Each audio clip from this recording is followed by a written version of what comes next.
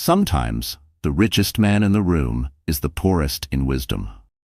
That's what the Stoics might have said if they stood in the courtroom that day, a place where power, influence, and polished appearances met the raw, unglamorous truth of parenthood. For all his money and might, Julian Morgan would soon discover that some questions can't be answered with a checkbook. A man with a nine-figure fortune and a reputation powerful enough to bend institutions entered a family courtroom. He possessed it all: clout, control, and a breathtaking woman at his side. His mission? To strip custody of his only child from the wife he had discarded, painting her as irrational and incapable. He even summoned his mistress to testify, showcasing the flawless new life they intended to build together. He believed victory was inevitable. But in the courtroom, heavy with tension, the judge asked a single question, not rooted in legality, but in love. A question that unraveled it all, proving that not even unlimited wealth can purchase the soul of a parent. The silence inside the sleek cliffside mansion above Santa Monica was Lila Morgan's constant companion. It was an expensive, suffocating silence, purchased by her husband, Julian Morgan. A hotel tycoon whose face adorned business covers and whose name echoed with reverence and intimidation in the uppermost circles of Los Angeles elite. For 12 years, Lila had been the caretaker of that silence, the designer of a pristine life that lived only in photographs. She had given up her promising career as a cultural historian to become the picture-perfect wife, the tireless mother, the silent backbone of Julian's empire. The unraveling of their seemingly flawless world didn't erupt. It crept in quietly like a fracture under pressure. It began with Julian arriving home later than usual, his cashmere suits tainted with a sugary perfume she didn't wear. Then came the secretive phone calls on their terrace, his back always turned toward the floor-to-ceiling windows of their great room. Eventually, the warmth in his gaze, once filled with love, flattened, transforming her into something transactional, like a depreciating asset. Their 6-year-old son, Oliver, was the only light left in the house. Sensitive, curious, artistic like his mother, and sharp-eyed like his father, he was Lila's universe, her anchor in the swelling chaos. He was also burdened with a dangerous secret, an extreme, life-threatening peanut allergy. Not a mild aversion, but one that could end his life within minutes. Their lives revolved around vigilance. Every lunch was packed by Lila's hand, every birthday invite triple-checked, every restaurant kitchen interrogated. She had trained every babysitter, teacher, and fellow parent on the emergency steps to take. The EpiPen protocol was engraved into her mind, always buzzing like a quiet alarm beneath the surface of their tranquil life. Julian, however, floated far above this reality. To him, the allergy was nothing more than a logistical nuisance, another line item delegated to the staff, a phrase he increasingly used to refer to Lila. The end didn't come in the form of remorse or confession. It arrived like a business memo, cold and precise. A courier, visibly uneasy in the ornate marble foyer, handed her a thick envelope. Nestled inside the legal maze were words that sent her world crashing. Petition for dissolution of marriage. She collapsed onto the stone steps, the pages trembling in her grip. It was worse than betrayal. He wasn't just leaving her, he was fighting for full custody of Oliver. He wasn't merely abandoning her, he was petitioning for sole physical and legal custody of Oliver. The filing itself was a masterclass in calculated character assassination, penned by the most feared divorce attorney in Los Angeles, Vincent Klein. It painted Lila as emotionally unstable, dangerously overprotective, and mentally unwell. Her meticulous care around Oliver's allergy was reframed as neuroticism, her vigilance twisted into dysfunction. Julian claimed that with his vast wealth and a new, stable partner, he could provide a healthier, more balanced environment for their son. The petition didn't name this partner, but Lila didn't need the paperwork to tell her. She had seen the tabloid blogs, the paparazzi photos, Julian arm in arm with a tall, golden-haired influencer named Tessa Monroe. She was 10 years younger than Lila and curated her life like a luxury brand. Jet-setting vacations, capsule designer wardrobes, and polished self-help mantras. The quiet in the house shattered as Lila collapsed into a sob that came from a place deeper than heartbreak. Her world hadn't broken open to set her free. It had opened to swallow her whole. She called her sister, who immediately connected her to an attorney. Ava Ramirez wasn't a celebrity litigator. She was a quietly fierce advocate with a sharp mind, gentle eyes, and a reputation for defending those who had no voice. Her small office, cluttered with case folders and the aroma of strong coffee, stood in stark contrast to the sterile luxury of Julian's marble boardrooms. "I won't sugarcoat this," Ava said, calm and direct after hearing Lila's story. "This is David versus Goliath. Julian Morgan has endless funds and a PR team that can turn villains into martyrs. He will cast you as hysterical, bitter, and dependent on his name." Lila's voice cracked as she whispered, "But I'm his mother. I'm the one who knows him." She pressed her hands together, trembling. "I know his favorite dinosaur is the Ankylosaurus because of the club tail. I know he can't fall asleep without his stuffed lion Leo. I know that even a trace of peanut oil could end his life." That night, unable to sleep, Lila sat curled on the couch with Oliver's baby book in her lap. The pages were worn soft from years of handling. A photo of his first birthday, cheeks puffed with frosting, stared back at her. For a brief moment, a whisper of doubt crept in. Had she been too strict, too consumed with fear? Was her vigilance love or obsession? The room spun with quiet dread, and she buried her face in her hands. But when she looked up again, the image of his EpiPen on the nightstand came rushing back. She knew the answer. She knew why she fought. Ava leaned forward, her tone firm now. "And that's what we've got. They have power, money, and spin. We have the truth. And in a custody fight, the truth about parenting is the only currency that counts. Our job is to make the judge see that." As Lila left Ava's office, the first flicker of hope cut through the frost in her chest. The battle would be punishing. Julian would show no mercy.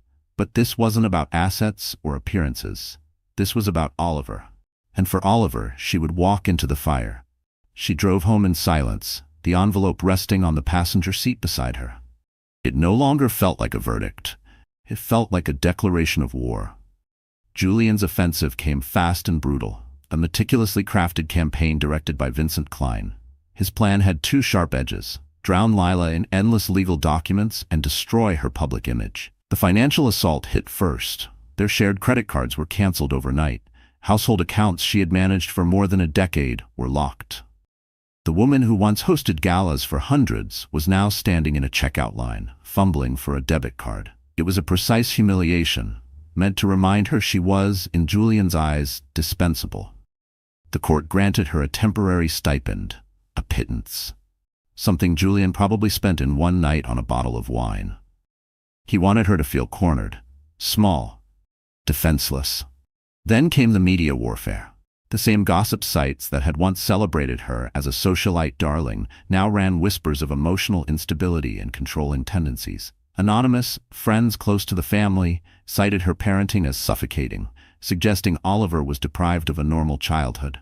Lifestyle magazines now ran carefully veiled stories, sourced from those who once claimed to be close to the couple. They painted Lila as erratic, emotionally unstable. One anonymous insider described her parenting as obsessive and suffocating, claiming Oliver was being deprived of a normal childhood. These pieces always came with glossy images of Julian and Tessa Monroe, stepping out of charity galas, boarding private jets, the archetype of a dynamic, modern couple. And Tessa, with her millions of followers, was Julian's silent ace. She never addressed Lila or the divorce directly. But her online presence shifted. She posted inspirational quotes about blended families and new beginnings. Her videos showed her in a spotless white kitchen, always cooking clearly labeled nut-free recipes. Her captions spoke of building a home filled with trust and care. It was calculated content, engineered not just for followers, but for the court evaluators who were dissecting every detail of their lives. The depositions were ruthless. Vincent Klein, calm as a predator circling its prey, questioned Lila for hours. Every word she spoke was twisted into ammunition. He made her devotion sound like delusion, her caution a mental defect. "Mrs. Morgan," he began smoothly, "you acknowledge having stopped Oliver from attending birthday parties hosted by classmates, true?" "Yes," Lila replied, hands trembling in her lap. "If the home couldn't guarantee a safe, allergen-free environment." "So you denied your son social interaction based on your anxiety?" "I protected him from a severe, possibly fatal reaction." "Your protection, as you describe it," Klein said, disdain curling his lips, Did that include pulling him from art classes, skipping soccer practice, and refusing a school field trip to a bakery? Yes, the allergy protocols weren't sufficient. His safety comes first. Or is it, Mrs. Morgan, that you cannot process the ordinary risks of childhood, that you've projected your own fear onto him, raising your son in a prison of paranoia? Each question cut deeper, like venom-coated barbs. Lila was being painted as an unstable, hysterical parent, unraveling under pressure. Julian sat at the far end of the polished table, his expression solemn. He played the role of the concerned father, reluctantly forced to step in. He never once met her eyes. It was as if she had already been erased from his life. But the cruelty wasn't confined to the courtroom. Friends who once flocked to her home slowly disappeared. Some out of loyalty to Julian's influence, others too intimidated to get involved. Invitations stopped, texts went unanswered. Her world shrank. Isolation settled over her like a second skin. One night, after a particularly grueling deposition, Lila found herself staring blankly at the ceiling long past midnight. Her body was exhausted, but her thoughts refused to rest. Each accusation from Klein looping endlessly in her head. Her breathing grew shallow, her chest tight, a cold sweat gathering along her back. A tremor started in her hands, then spread. She sat upright, gripping the edge of her bed, afraid to move, afraid to fall apart. It wasn't dramatic or loud, just a quiet, paralyzing wave of panic that held her still for nearly an hour. When it passed, she tiptoed into Oliver's room and sat beside him as he slept, listening to the soft rhythm of his breathing until her own heart slowed. Only Oliver remained untouched. In the evenings, they built Lego empires across the living room floor, or read side by side in bed, their heads pressed close. In those moments, she wasn't a defendant or a discarded wife, just mommy. Still, even Oliver wasn't immune. After a weekend with Julian, he returned with new questions. "Daddy says he and Tessa are taking me to Disneyland," he said, voice hesitant. "He said she's going to be my new best friend. Is she, Mommy?" Lila's chest tightened. "No, sweetheart, I'm your best friend," he continued, a flicker of guilt behind his eyes. "She said my room at Daddy's new house has a rock wall, and she's going to teach me surfing. She gave me a new iPad. It has tons of games." Julian was buying his son's love, luring him with gadgets and glamour, a flashy world Lila couldn't match. It was cruel. It was effective. One afternoon, Ava Ramirez called with grim news. "They're filing to have Tessa testify," she said, her voice clipped. "Klein's going to present her as a stabilizing force, a maternal figure, ready to co-parent." They wanted her on the stand to paint a portrait of the warm, thriving household she and Julian were creating for Oliver. Lila felt her stomach churn.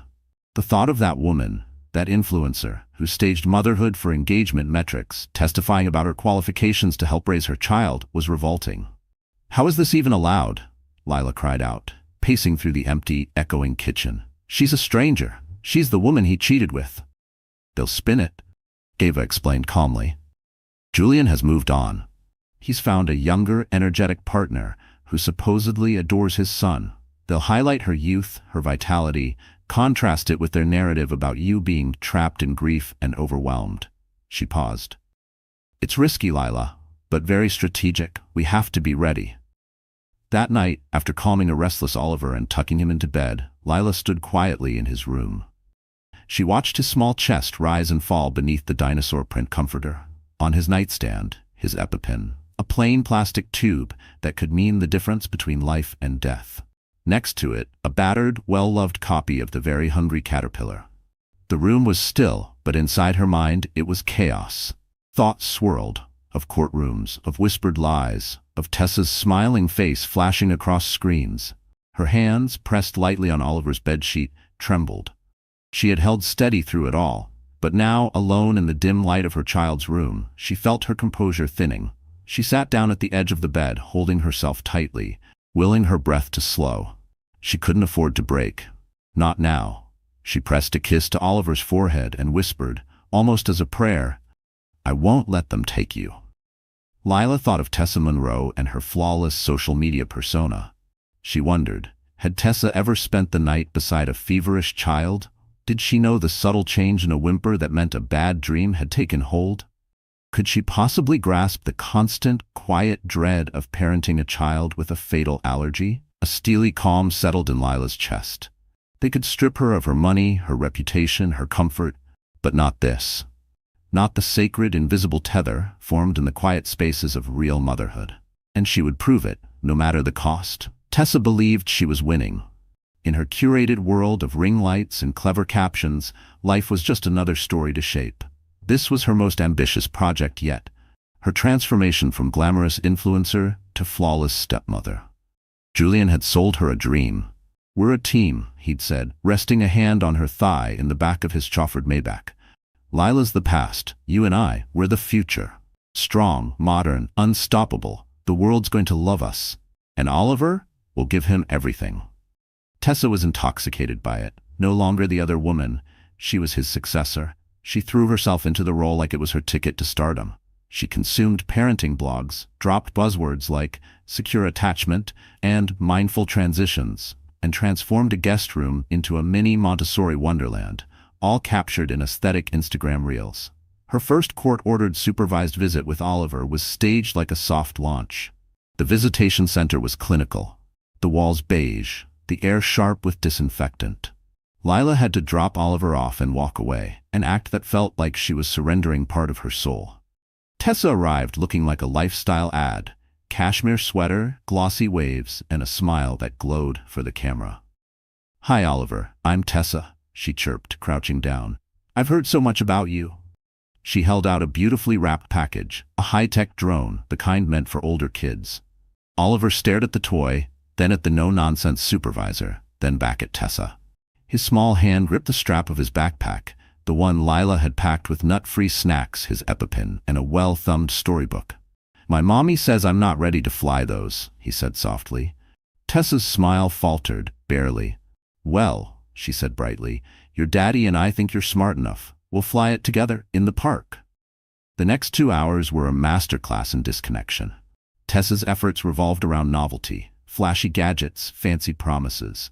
She tried to interest him in travel vlogs on her phone, asked which luxury sneakers he liked, talked endlessly about their new home, ski vacations, even the pony she was thinking of buying. She didn't ask who his best friend was, or what book he liked at school, or what he was quietly sketching in his notebook.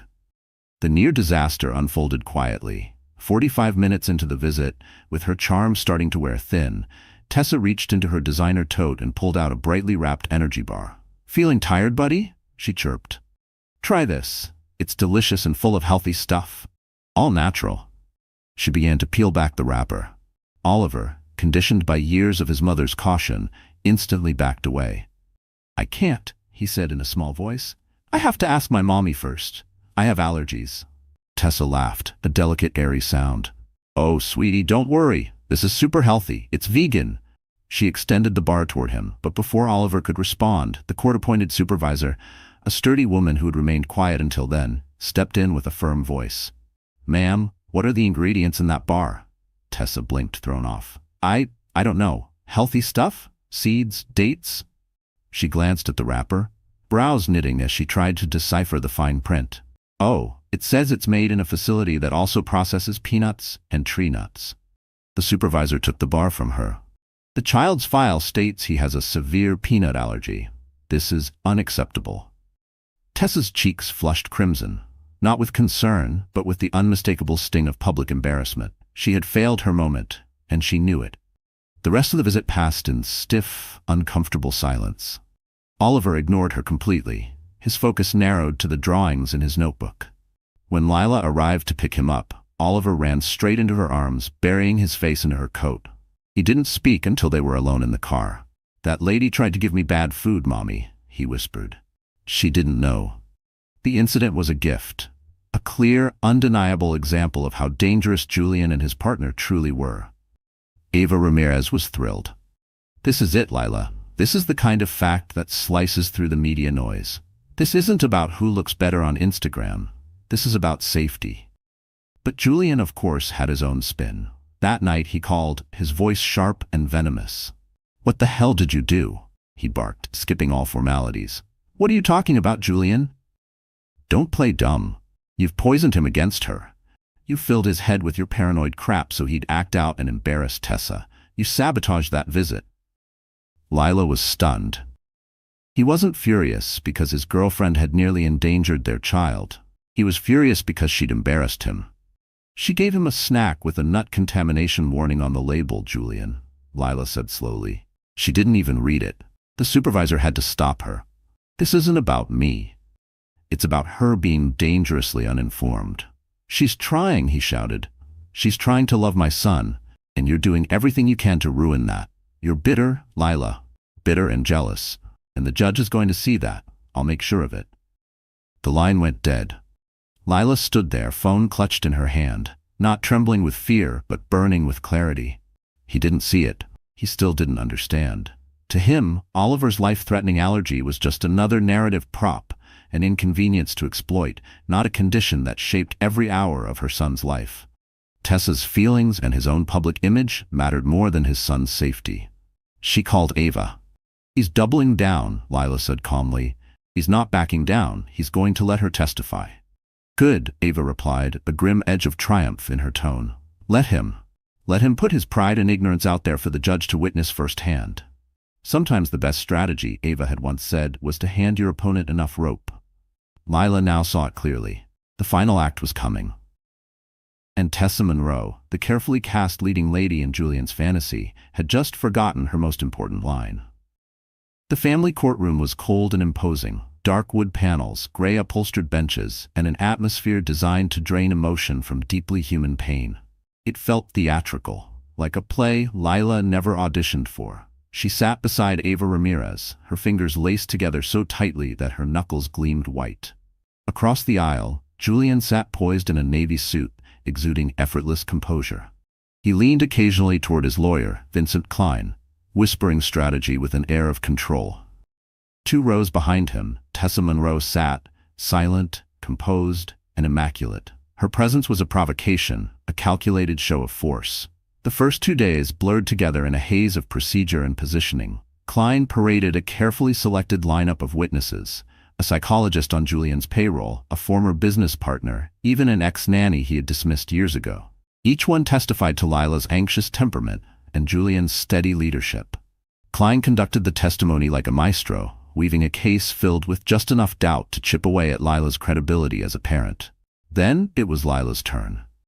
Klein approached not like an attacker, but with a patronizing grin, as if addressing a confused child.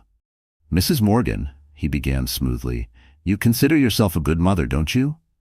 I am an excellent mother, Lila said. Her voice held more strength than she felt. An excellent mother, he echoed, who admits to limiting her son's social exposure, filling him with fear around food, denying him the experience of sleepovers, something every American boy cherishes. I've kept my son safe, she replied steady. There is a difference between fear and caution. I've taught him to be aware. That's not fear, it's preparedness, and it's a skill he will always need. Let's discuss your life before motherhood, Klein pivoted, his eyes glinting. You were an academic, weren't you? A promising cultural historian? I chose to devote myself to my family. Or was a real career too much pressure? He said smoothly. Are you clinging to your son because he's all that's left? Projecting your own lack of achievement onto him? It was a low shot intended to reduce her to a bitter, clinging shell. But Lila met his gaze without blinking. My purpose, Mr. Klein, is raising a healthy, happy child. That is the most important job in the world, and I have never considered it a failure. The quiet conviction in her voice unsettled him, but only momentarily. He quickly shifted focus to her financial dependence, her inability to match Julian's resources, the contrast in lifestyle. By the time he was done, Lila felt exposed, stripped bare in front of strangers. The next day, Julian took the stand. He was polished, persuasive, and perfectly rehearsed. He spoke about Oliver in sweeping, idealistic tones. I want to give my son the world, he said, voice warm with apparent sincerity. I want him to be bold, curious, open to every possibility. He painted himself as a father with vision, one who could offer elite education, global experiences, generational wealth. His mother, he said, means well, but I fear her approach confines him. I want to expand his world, not shrink it. When Ava cross-examined him about his extensive travel and absence, he pivoted seamlessly. I work to provide, he said, looking directly at the judge. Every sacrifice I make is for Oliver. Then came the moment Lila had dreaded. The defense calls Tessa Monroe to the stand, Klein declared, triumph flashing in his eyes. A quiet ripple ran through the courtroom. Calling the mistress in a custody trial was a high-risk, high-impact move. It wasn't just strategy, it was theater. It was Julian and Klein signaling complete confidence. They were placing the other woman at center stage. Tessa walked toward the witness box with a model's grace. With the poise of someone used to being watched, Tessa Monroe moved with grace toward the stand. She wore a cream-colored dress, tasteful, polished, and carefully non-provocative. Her makeup was understated, her hair pulled into a sleek, low chignon. She was every inch the image of a composed, modern maternal figure. Vincent Klein guided her through a gentle series of well-rehearsed questions. "Miss Monroe," he began smoothly, "how would you describe your relationship with Oliver?" "It's blossoming," Tessa replied, voice soft and sincere. "He's a remarkable, bright little boy. I care about him deeply." "And you're aware of the challenges involved, particularly his medical condition?" "Absolutely," she said with a solemn nod. "His safety and well-being are our top priority. Julian and I have discussed it thoroughly. We're committed to providing a completely safe and nurturing home." "And if Mr. Morgan is awarded custody," Klein continued, "what plans do you have for Oliver's future?" Tessa smiled, a maternal, glowing expression that she had likely practiced countless times. "Oh, we have so many dreams," she said warmly. "I'm already planning his new room. We'll travel, of course. I want him to see the pyramids in Egypt, the art in Florence. But more than anything, I want to give him a stable, joyful home, a place full of love and laughter, free from anxiety. Without his anxious mother." The implication hung in the air like smoke. She was good, Lila had to admit. Scary good. She was a clean slate onto which Julian had projected his utopia. The perfect new life, the perfect new woman. Lila's eyes drifted to the judge, Annette Davies, a composed older woman whose expression throughout the trial had been unreadable. It was impossible to know what she was taking in. Klein closed with a confident flourish. Ava Ramirez leaned toward Lila and whispered, "Don't worry. A performance is still just a performance. Let's see if she's memorized the whole script." The tension in the room spiked as Ava stood and approached the witness stand. This was her moment, to press against the polished surface and find the flaws beneath. "Miss Monroe," Ava began with a calm, pleasant tone, "you're a successful social media influencer, correct?" "I prefer the term digital brand strategist," Tessa said, lifting her chin. "But yes, I have a substantial platform." "That must be a lot of work, travel, content creation, maintaining your image. Would you say it's a full-time career?" "It is," Tessa replied confidently, "but women balance demanding careers and parenthood every day. It's about managing your time effectively." Ava nodded as if conceding the point. "You said you care for Oliver deeply. That's admirable. Could you tell me, what's his favorite book?" Tessa blinked, just for a second, a pause most would miss. "Oh, he enjoys many. Julian and I encourage a wide literary exposure." The answer was smooth, too smooth. "I see. And his best friend at school? What's his name?" Ava asked, tone deceptively gentle. "He's very social," Tessa answered, her smile tightening. "He has a lovely circle of friends." Another perfect non-answer. Ava pressed on. Soft questions, deeply personal, and quietly devastating. What was the name of Oliver's pediatrician? What brand were his favorite pajamas? What silly song did Lila sing to get him to brush his teeth? With every question, the polish of Tessa's performance began to dull. She cast nervous glances at Julian, whose jaw was now visibly clenched, a muscle twitching near his cheekbone. He had armed her with sweeping narratives, stability, love, safety, but hadn't prepared her for the real test, the small, intimate details that stitched together a child's life. Lila sat motionless, heart pounding. This was it. The moment Ava had described. The truth didn't live in lofty promises. It lived in knowing whether your child liked his sandwiches cut into triangles or squares. Ava let the silence after Tessa's last muddled answer stretch. Then she pivoted to her final, most vital line of questioning. "Miss Monroe," she said, "you testified that you are fully prepared to manage Oliver's severe peanut allergy. Could you please describe for the court the physical symptoms of an anaphylactic reaction?" Tessa cleared her throat. "Well, it's a severe reaction. Difficulty breathing, I believe." "What else?" Ava prompted. "Hives? A rash?" She was guessing now, her voice thinner, eyes darting between Ava and Julian. And what is the immediate action you would take? Ava pressed again. I'd call 911, right away. Isn't there another step before that? A critical first step? Tessa froze, her confidence cracking. We'd have a full-time nanny, she blurted suddenly, her tone tinged with panic. Someone with medical training. His care would be professionally handled. It was over. In one sentence, she had laid bare the truth. She saw parenting not as a sacred responsibility, but as an administrative task. Oliver wasn't a child to nurture, he was a logistical problem to outsource. Relief surged through Lila's chest, almost knocking the breath from her lungs. But the scene wasn't finished. Judge Annette Davies, who had watched the entire exchange with predatory focus, raised a hand. Her voice was calm but sharp. I believe that's enough, Miss Ramirez. Ava gave a small nod and returned to her seat. Klein looked pale. Julian was rigid with fury. Judge Davies removed her glasses and placed them on the bench. Her eyes moved slowly, from Tessa to Julian, then to Lila. She lingered on each of them in silence. Then she spoke. I have a question, she said, her voice even but echoing through every corner of the courtroom. She wasn't looking at Tessa. She was looking directly at Julian Morgan. Mr. Morgan, she said, please stand. Julian rose slowly, clearly startled. He adjusted his jacket, trying to reassert control. Mr. Morgan, the judge said, her voice devoid of emotion, you have testified extensively about the superior environment you claim to offer your son. You've criticized his mother's diligence regarding his medical needs as excessive and confining. You've presented your partner as a capable co-parent, Judge Davies said, her voice calm and razor-sharp. So for the record, I have one simple question. She paused, letting the stillness stretch and deepen. What is the dosage of the epinephrine auto-injector your 6-year-old son requires?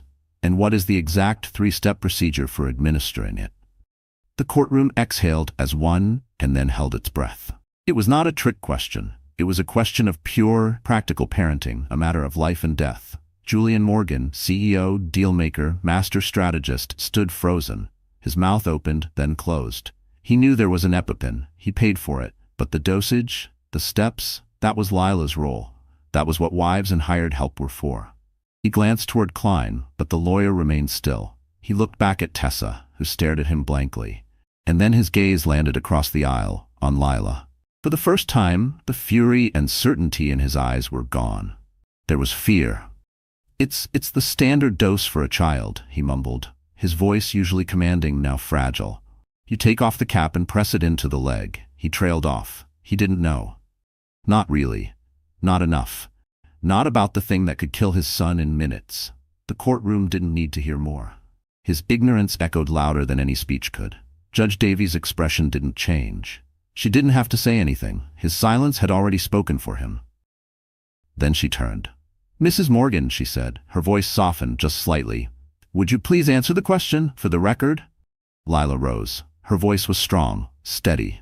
The words came not from memory, but from years of practiced fear. The correct dosage for a child weighing between 33 and 66 pounds is 0.15 milligrams of epinephrine, she said. Oliver uses the EpiPen Jr. She paused only to breathe. There are 3 steps. 1. Remove the blue safety cap. 2. Press the orange tip firmly against the outer thigh at a 90-degree angle. It can go through clothing. 3. Press down until it clicks, then hold for 3 full seconds. After that, remove the pen and call 911 immediately, informing them that epinephrine has been administered. She sat down. The silence that followed was not strained. It was final. In that moment, all of Julian Morgan's resources, his wealth, his legal team, his public image, meant nothing. Every headline, every manipulation, every lavish promise, all of it collapsed under a simple truth. He was a financier, a figurehead, but he was not a parent. And Lila, with her calm, quiet, unwavering certainty, was a mother in the truest sense. The courtroom didn't erupt. It didn't need to. The case was done. Everyone knew it. The silence held like a vacuum, drawing in all the noise, the bluster, the performance. Judge Davies finally broke it with a single, unhurried sentence. Court is adjourned. My ruling will be issued in writing. The gavel cracked once, and that was it. Beside her, Ava Ramirez squeezed Lila's hand, firm, proud. Lila barely registered it. The relief didn't come with euphoria. It was heavy. It sank into her bones like the end of a war. Not a triumph, but a quiet exhale after months of holding her breath. Across the aisle, muted chaos buzzed. Julian Morgan, once untouchable, stood motionless. His face was unreadable, his expression contorted, shocked disbelief hardening into pure, burning rage. This was a man who had never truly lost, and to lose like this, publicly and completely, was a seismic crack to his identity. Julian turned on his lawyer, Vincent Klein, his voice a venomous whisper that still managed to carry through the stunned silence. "What was that? What in God's name was that? You said we had this. You said she was a wreck, and we were the picture of stability." Klein, visibly rattled, looked like he just watched his star player collapse mid-game. "Julian, we never anticipated a question like that. It was unorthodox." "Unorthodox?" Julian barked, his voice slicing through the courtroom. "It was about my own son. Why wasn't I prepared for it? What the hell have I been paying you for, to write smear campaigns and skip the basics?" He spoke not like a parent, but like a CEO whose team failed to foresee a market crash. It never occurred to him that the failure was his. But Tessa Monroe, ever the calculated tactician, didn't waste time with blame.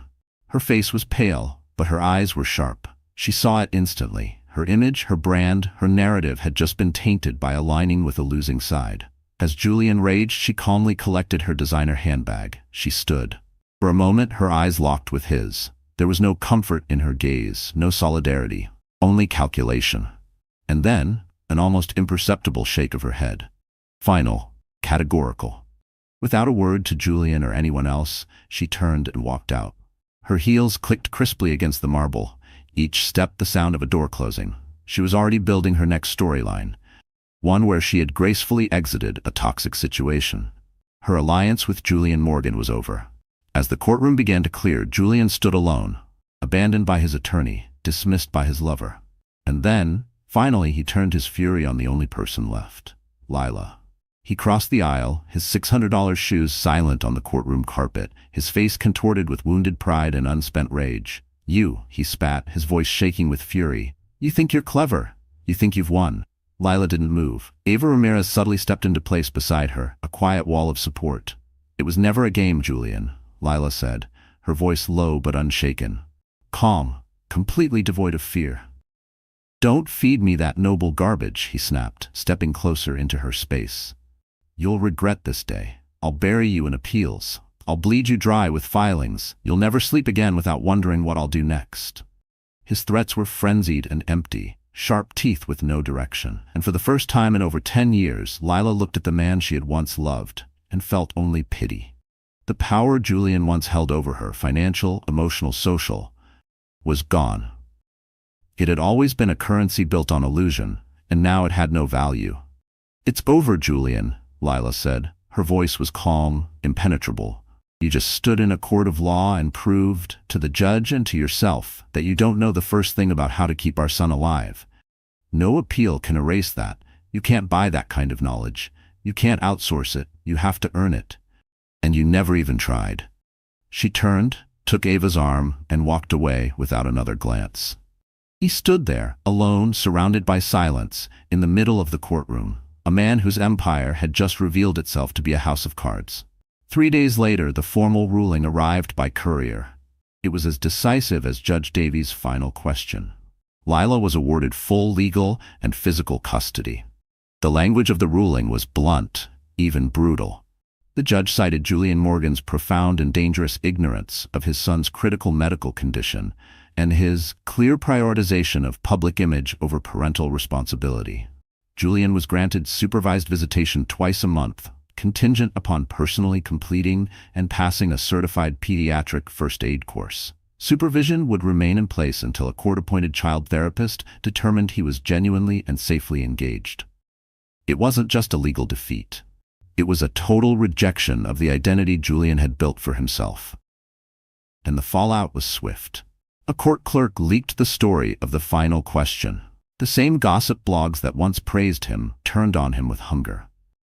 The narrative shifted overnight.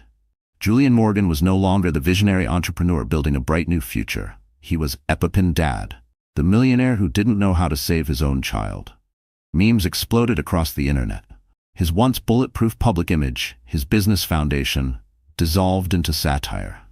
Life after the battle felt like rebirth. The first step in Lila's liberation was selling the mansion. She walked through its minimalist halls one last time. The silence didn't feel heavy anymore. It felt like an echo of a life that no longer belonged to her. She ran her fingers across cold marble countertops and flawless glass walls with the detachment of someone walking through a museum exhibit, one about someone else's curated existence, with her rightful share of the settlement. Not as a dependent, but as an equal partner in a 12-year venture. She didn't just buy property, she bought a life.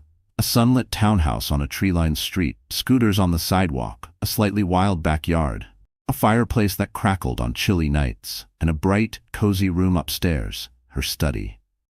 Oliver blossomed there, away from the noise, away from the battlefield. He became louder, funnier, freer. His laughter filled their home, not echoing off sterile ceilings, but ringing joyfully through book-filled corners and between sun-warmed walls. He made friends, real ones. He attended birthday parties, not as Julian Morgan's son, but just Oliver. Lila could speak directly to other parents, build a community of watchful, caring allies. And Lila began to return to herself.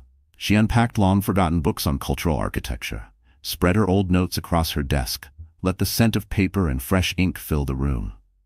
She hadn't realized how much she missed herself. She started writing again. First for herself, then a small consulting job for a local preservation society. It wasn't about money. It was about reclaiming a mind that had once been hers, a purpose that had never belonged to anyone else. The first supervised visit between Julian and Oliver took place at the same neutral-toned visitation center where Tessa's infamous attempt had unraveled. Julian arrived subdued, worn down, holding the certificate from the pediatric first aid course he'd begrudgingly completed. He handed it to the supervisor like a formality. He brought Oliver an expensive imported Lego set, a 1,000-piece replica of a rare European supercar, another effort to buy love. Oliver thanked him politely, but spent the majority of the visit showing his father a series of drawings, sketches of the small garden in their new backyard, the squirrel they'd named Nutters, the tomato plants that were beginning to sprout. He spoke of things real, small, and rooted. Julian listened, but looked lost. This world wasn't one he could dominate. He couldn't buy it, delegate it, or restructure it. He could only show up, and that was a skill he hadn't yet learned. Months later, on a sun-drenched Saturday afternoon, the townhouse smelled like warm cookies. Safe, nut-free, homemade. Lila and Oliver were on the living room floor, surrounded by Lego bricks. No supercars today. That one had been deemed too fussy.